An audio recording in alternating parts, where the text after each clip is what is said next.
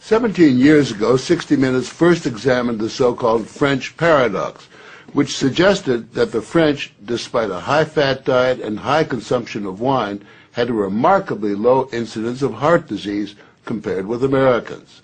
Most researchers agreed that there was something in the wine that offered protection. And a few years later, even the highly cautious federal dietary guidelines say that moderate consumption of red wine can be beneficial.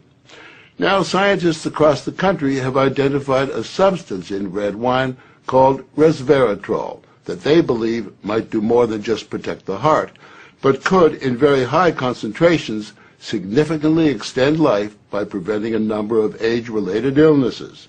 If they're right, we all may soon be taking a pill that could give us an extra decade or two of healthy old age. If the promise holds true, I think this has the chance to change healthcare. Dr. Christoph Westphal says we all may soon be taking a drug that just might beat the clock, a simple pill that could delay the inevitable. Our goal is to prevent and forestall many of the diseases that strike us as we reach 50, 60, and 70, all with one pill. What you're suggesting is there's some kind of rejuvenation drug that turns a 70-year-old into a 35-year-old. That might be pretty hard to do, but I think if we're on a train heading one direction, we can slow down that train. I think we can slow down these genes that control the aging process. That quest to put death on hold began in 2003 when Westphal met David Sinclair, a biochemist at Harvard, who was studying the genetic components of aging. 5 years ago, I met David, and he had shown that you could extend lifespan in yeast. That's pretty exciting. Now, if you happen to be a yeast, it's very exciting. Yeasts are one thing, human beings are more complicated. So Sinclair focused on a gene present in almost all life forms, the sirtuin gene. It's normally inactive, but when it is active, Sinclair believes it triggers a survival mechanism that extends life. Convinced that something in nature could activate that gene, Sinclair randomly tested thousands of compounds. And bingo, he got a hit, Resveratrol. When I Googled this Resveratrol, I was shocked to find that red wine was the top hit. Red wine is brimming with Resveratrol. It's found in high concentration in the skin of the grape and seems to play a role in protecting it from invading bacteria and fungi. Were you aware of the research into red wine that it offered certain health benefits? Oh, sure. I mean, that's why I almost fell off my chair when the link was made, and I thought that this was a potential explanation for the benefits of red wine. Convinced they were on the verge of a major scientific breakthrough, Sinclair and Westphal launched Certris, a Cambridge, Massachusetts research company. They, along with a handful of other cutting-edge biotech companies, are developing resveratrol-based drugs that they believe zero in on the longevity gene. The important news here is not that we found something in red wine. The important thing is that we passed a milestone where we can now make drugs based on this knowledge and potentially slow down aging itself. Everyone from plastic surgeons to your friendly snake oil salesman have been promising a ticket to eternal youth for some time. So the prospect of a prescription pill based on red wine that could trigger a longevity gene sounds too good to be true. And yet, scientists have actually known for years of one surefire way of doing that. Stay hungry. Eating a lot of food turns that off. Dieting, extreme dieting, turns it on. Couch potato paradise. We have a pill that can mimic many of the effects of calorie restriction or exercise. So one can be very healthy and obese at the same time. Our goal is healthy individuals, ideally via lifestyle, and if that doesn't work, we believe that we'll have a pill that can mimic that. A pill that in effect diets for you. A pill that turns on the survival gene. And what we're trying to do with our drugs here is to put the body in a defensive state, to ring the alarm bells and get the body to defend itself instead of dieting to set the alarm off, pop a pill.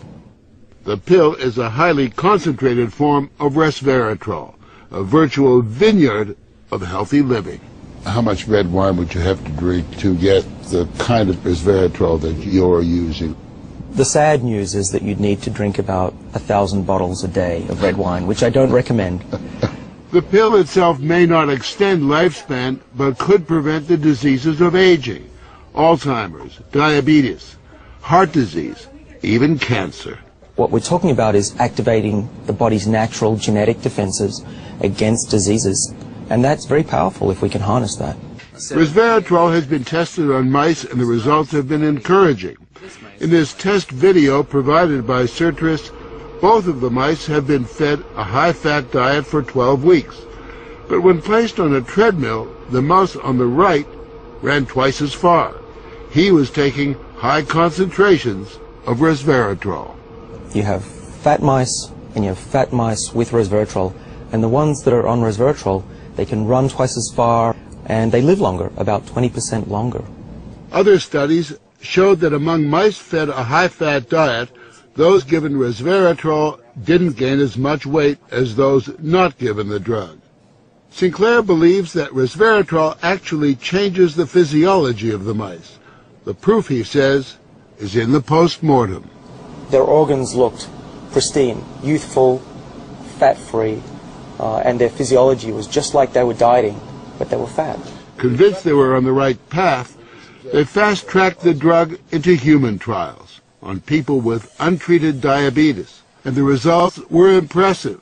It significantly lowered glucose and insulin levels without the patients changing their diet or taking any other drugs. Originally, our hope was that you'd be able to prevent diseases of aging. What we ended up seeing is actually you could therapeutically intervene in patients who have diseases of aging, and that was unexpected. Yeah, the diabetic patients have high blood sugar, and the molecules bring it down. That's treatment, that's not prevention. Sertris is now developing what they say is a much more potent synthetic version of resveratrol that will also soon go into human trials, this time on cancer patients. I keep on thinking, you know, what used to seem like it was science fiction, I actually believe the biology is right, and if we're right, this may be the most important thing that we're going to do in our lives. Possibly, but it is important to remember that 9 out of 10 drugs that look good in mice ultimately fail in human trials.